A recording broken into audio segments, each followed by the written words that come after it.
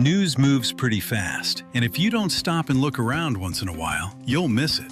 That's why James A. Brown slows down the news to ask better questions about America. No bumper stickers, no teams, no masters. It's the Weekly Note with James A. Brown.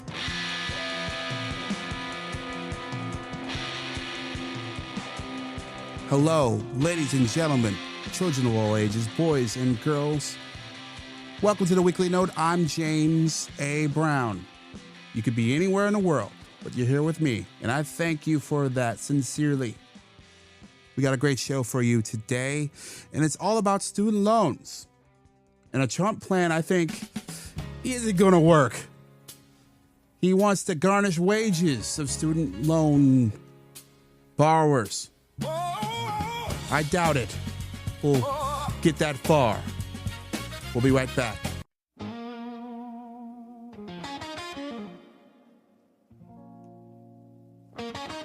Hello and welcome back to the Weekly Note. I'm James A. Brown. You can check out my work on jamesabrown.net.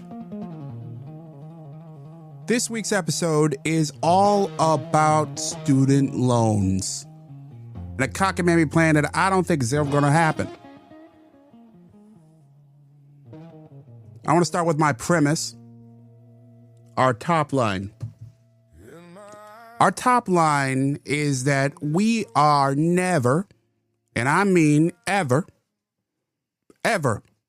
paying all that student loan back. Like ever.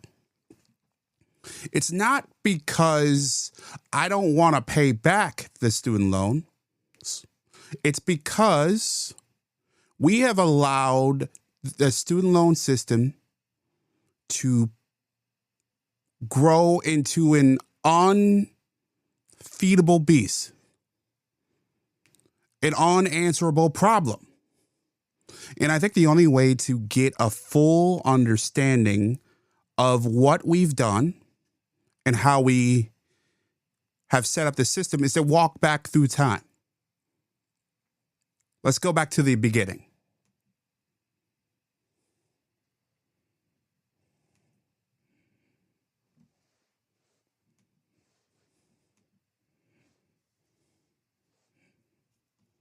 Excuse me.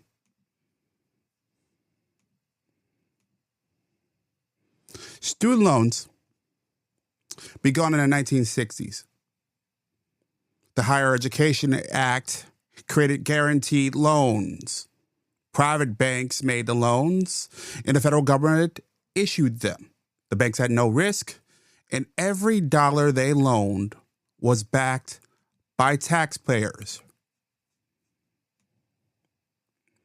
And by the 1980s, what was clear is that we had barked up the wrong tree. It was clear that we were already in the wrong place. How do we know? Well, the education secretary back in 1987 had already come to that conclusion. His name was William J. Bennett. He said, if anything increases in financial aid in recent years have been enabled by the changes that universities and colleges blithely raise their tuitions, confident that federal loan subsidies would help them cushion the increase. Possible.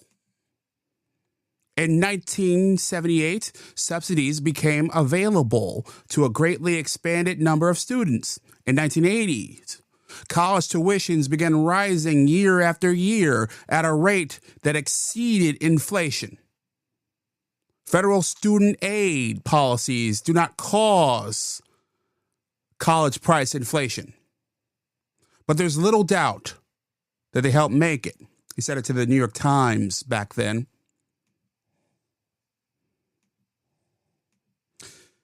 He knew at that point, and many of us also knew back in the 80s that this system was broken. It's broken beyond repair. I wasn't even in elementary school yet we persisted.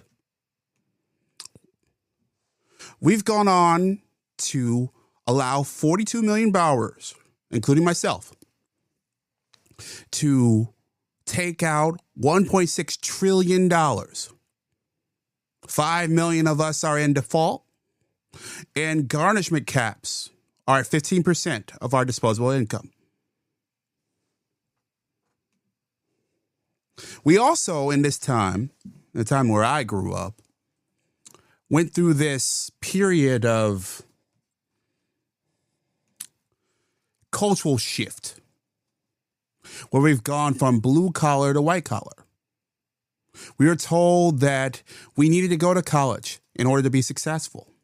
We were told that if we took the bet, if we took on this debt, that it would pay off, not just with a degree, but with a middle class or better life.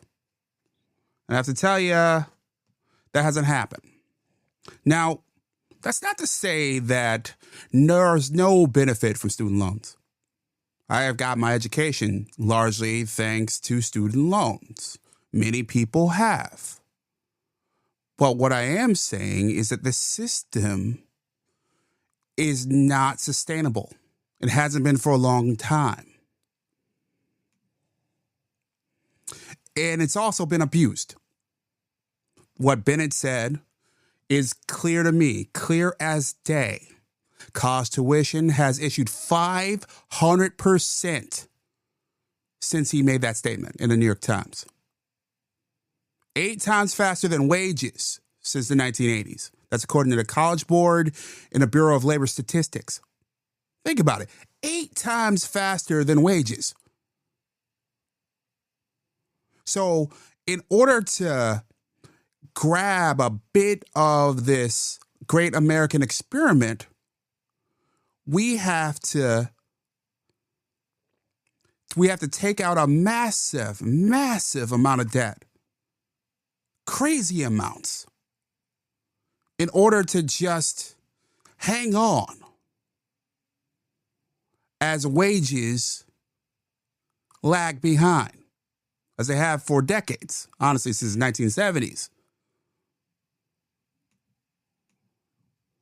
Now the Trump administration wants to garnish wages from student loan borrowers in default starting in January 2026. 1,000 notices are expected to go out, but many, many, many more will follow. And if you think about it, we're in a time where many of us expect to be in recession or worse. So that number, that 1,000, it's going to grow. It's going to be a scary thing for our economy. That's why, in part, why I think we are never, ever going to pay student loan back, like ever. It's not because we don't want to. It's not because we're ducking our responsibilities. It's because we are taking a debt that's a bet, by the way. We're taking on debt that's beyond repaying in a lot of cases. If you're a social worker and you're taking on $200,000 to be a social worker, how is it possible to pay back that money on that salary? It's not. And the fact that we have created a system where in order to be these things, and even to have the career that I've had in journalism and marketing communication, that we need to take out $100,000, $200,000, $300,000 just to get in the door. It's abusive. It's corrosive societally. And we could garnish wages if you want, but it's not going to solve the problem.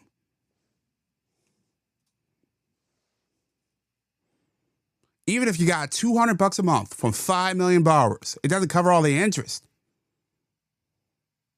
And we've already forgiven $190 billion because those debts aren't coming back. They're not going to be paid. So whether the Trump administration knows it or not, we aren't going to have this issue solved at all through garnishing wages, through demanding this debt. There's no answers. Now, I shared my thoughts with you on newsbreak.com, and you had a lot to say. I'll share that with you in a moment. It's the Weekly Note. I'm James A. Brown.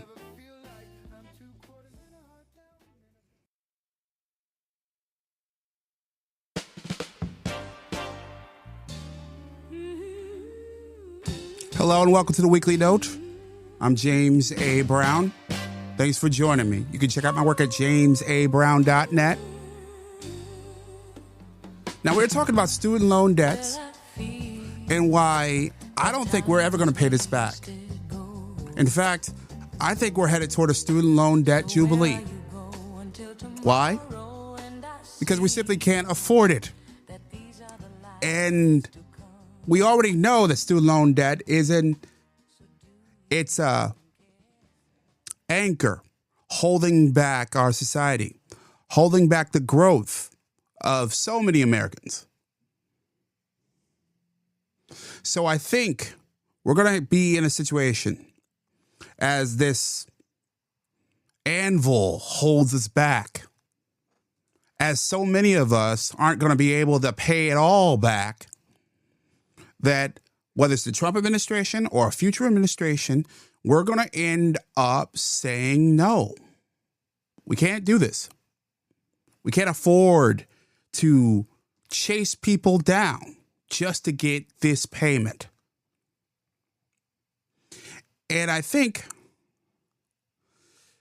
I felt this was not as controversial a statement as it turned out to be. My friends on newsbreak.com, where my column appears, many of them had a wide variety of feelings about all this. I want to share with them and respond to a few here. David sent me a text message. He said, "My biggest gripe is why the federal loans have such high interest rates. Parent Plus loans are 8%, but you could get a home rate at 4 or 5%. I think that's an astute notion. That why our student loan, especially Parent Plus loans, that's a specific type of student loan. It's not all student loans, but that's one. Once you've reached your max, that many people lean on to have enough money to live on. Why are those rates so high? I think it's a magnificent point, and it's one that I have myself. I don't have an answer for you. I think it's well worth looking into and well worth reconsidering if we continue the student loan system as is. Brendan Burns says that garnishing wages are a bad idea. People are already struggling to make ends meet. I guess we can add to the unemployment and homelessness because one is going to have to work if their check is being garnished. No one is going to want to work if their check is going garnished. You might as well find a job under the table or not work at all or just live off the government. This is going to end well for Trump. And I agree with you. Look, if $200 a month, if $300 a month is already too much for you, garnishing wages will only make the situation worse. And it's going to make people desperate. And they're going to do things that they shouldn't. Do things that are going to hurt the economy and hurt themselves and their families and other ways.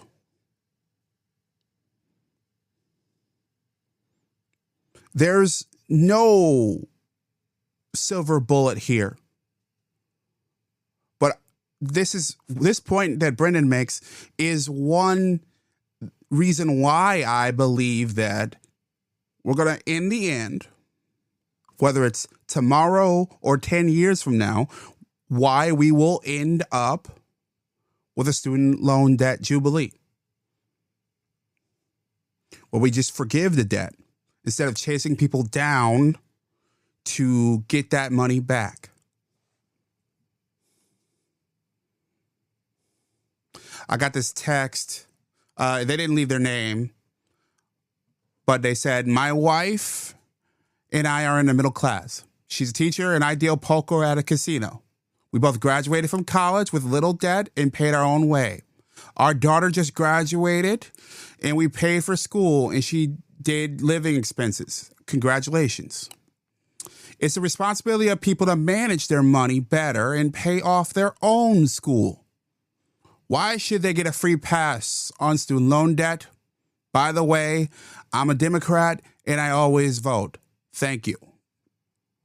I wish I knew your name. I would give you credit for this. Look, I'm not saying we shouldn't. I'm saying that we have to.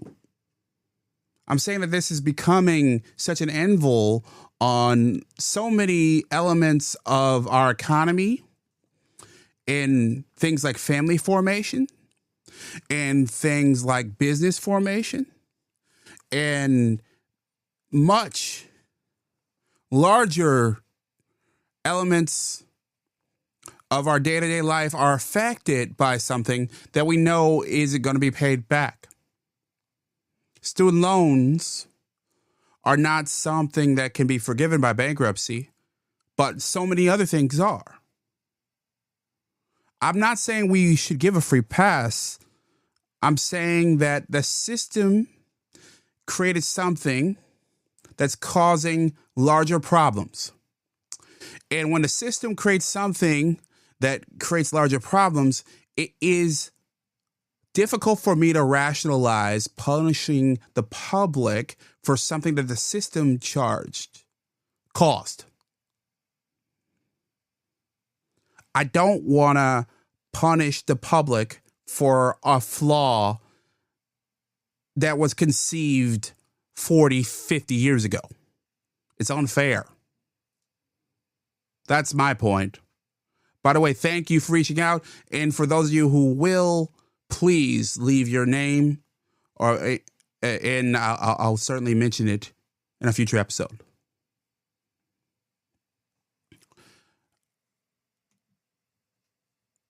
This was a text message. I also didn't receive this name.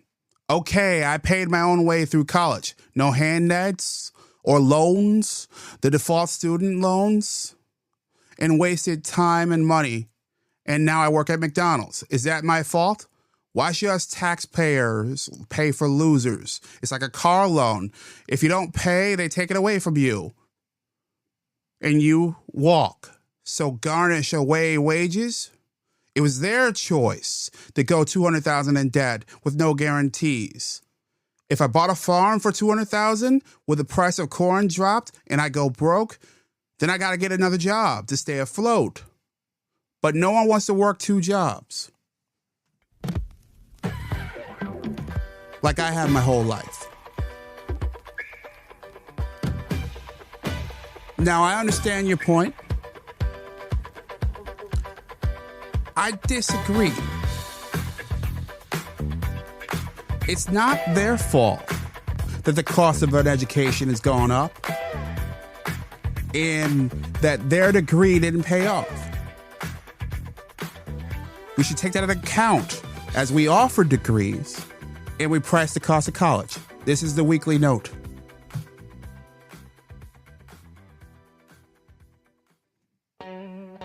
Hello and welcome to the Weekly Note. I'm James A. Brown. We've been talking about the Trump administration's decision to pursue the garnishment of wages for default student loans and why I think it's folly. I believe that we're never, ever, ever, ever, ever going to pay back these loans. And we as a culture, as an economy, should just face it, understand it, and deal with it. Many of you disagreed, as I could tell from the comments from my column. I'm going to walk through a few more of those. Researcher 1216 says, if you default on your car loan, they repossess your car. If you default on your mortgage, they foreclose. If you default on your student loans, your degrees should be voided. Fascinating. I'm not sure I would go that far. It does remind me of a conversation that I've had with several friends from college that perhaps there should be an expiration date on our degrees, that the tools and skills and education that we gathered during those 4 years or more, that they don't last as long as we were told. I think that's the difference, and that's my quibble with your argument, researcher, is that we were promised, the deal was, I give you a boatload of money and I receive skills that I can apply in the economy that would allow me to pay you back and live a great life. What's happening increasingly is our skills don't matter. That our skills that we gather from those circumstances aren't enough. We're getting lemons, for lack of a better term, in response to our commitment. I do agree that it is strange that we're asking an 18-year-old to make a massive financial commitment at 18. Our brains are still developing. We're still figuring out what we want to be and what we want to do. And we're having to commit $100,000, $200,000 of future earnings. That feels wrong. That speaks to my perspective and how I've come to my conclusion about all this. David Rave says there's an option called trade school. Get a skill that has a good paying job, lower the costs, and pay back. There are so many things like robotics and AI that will have set your future, as well as traditional things like electricians, plumbing, HVAC, welding, and so on. If desired in some cases, you can go on to a 4-year school with credits gained. But what? You actually have to work with your hands and head. I think you make a lot of great points here, Dave. Look, I think that trade schools are great if you are interested in those trades. And I think it also speaks to a point that I made earlier, which we went through this cultural shift where the idea of blue-collar work was bemoaned, was looked down upon. So folks that would have gone to a trade school ended up going to a liberal arts school. And I think that we need to transform how we approach and how we think about trades and how we teach our children about trades. But here's where I disagree with you.